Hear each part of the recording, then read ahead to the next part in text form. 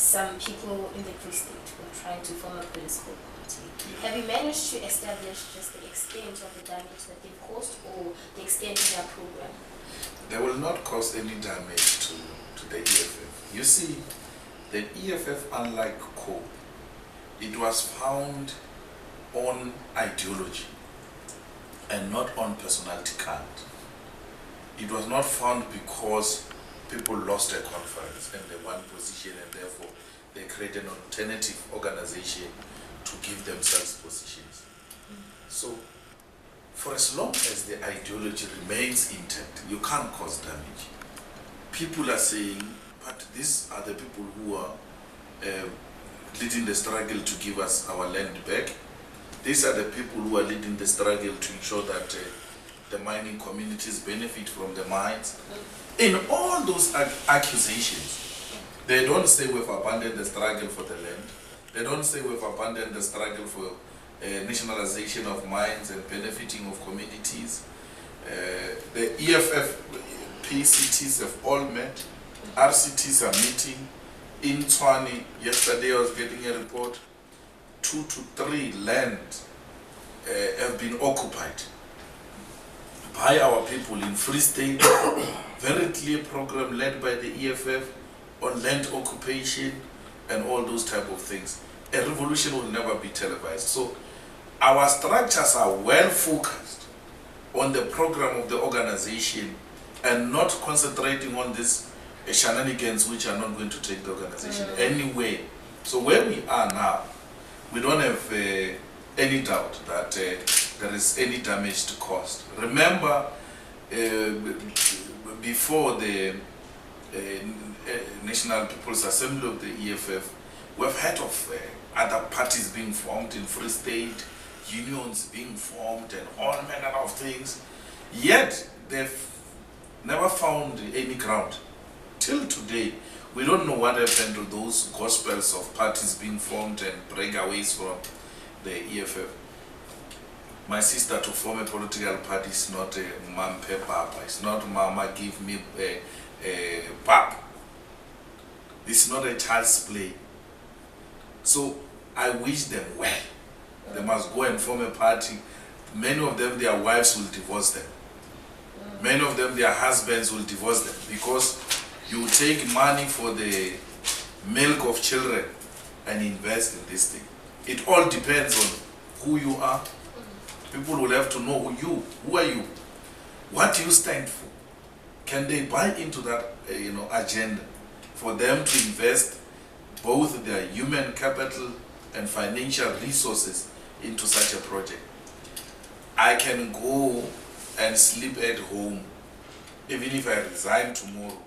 None of those people who threaten to break away from the EFF or threaten to form their own party will challenge the EFF. None of them has got charisma.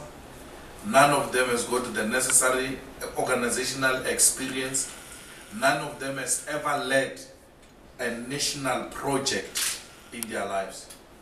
And they think this is a branch forming an organization. They confuse it with being a branch chairperson of the ANC. Let them go and try. They will know. They will regret the day they had taken such an initiative. I mean, all of us, when we formed this organization, it was so difficult. It is still difficult till to date. But because of the experience we came with from where we come from, it was a bit easier.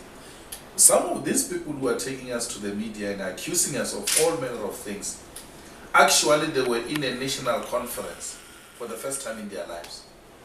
They've never been delegates to any national conference or any meeting, political meeting, equal to the size of what we had in Mangaung. And that's why they didn't know how to maneuver. That's why they didn't know how to sell their names, because they lack organizational experience. And as such, they couldn't find an expression and they want to blame other people. And at this point, would you say you are ready to fight this in court? Because Makatsa has We fight everything in court. You know, the courts, South Africans should not get demoralized when people take each other to court. The court is part of our democratic system. Where there is a dispute and the two parties cannot find each other, they are all free to go to court. We think that people should learn to exhaust internal organizational processes before they go to court. Because that's what the court will want to see. Have you tried follow internal organizational processes? So anyone who wishes to take us to court, including Makatsa, is more than welcome to do that. And he will never be expelled, by the way, by the EFF for taking it to court. It's a democratic right enshrined in the Constitution of the Republic of South Africa. He will never be expelled for such a decision. It is a decision that, painful as it is, the organization must learn to live with it. All what is happening now in the EFF excites me, because a living organization which will stand the test of time has to go through these tribulations. Otherwise, it will not stand the test of time. How we react and how we act during this difficult moment, it's very important. We can only be regarded to be a strong organization if we have gone through this type of challenges and we handled them in a manner that generations after us will celebrate the founding generation. So you're saying at this point that you will not be any of those, not just Mpo, we have Andy Mututama as well, who's written letters to you. Are you saying those people, you are not prepared to expel them? No ways. But what should happen? Aren't there internal organizational procedures that have to follow when somebody has overstepped the... No, there are organizational procedures. Actually, the leadership of the EFF is not happy with how certain people have conducted themselves. But I've made a plea as a president that we need to act with restraint. We need to give people sufficient an opportunity to engage us, and we must respond to them. And we hope to find a solution very soon. We shouldn't, out of anger and media pressure, then insist that there must be disciplinary action taken against such people. Disciplinary action is a mechanical intervention on a political question, and it can't be sustainable. Political differences must be resolved through political process, and the disciplinary action is but the last option.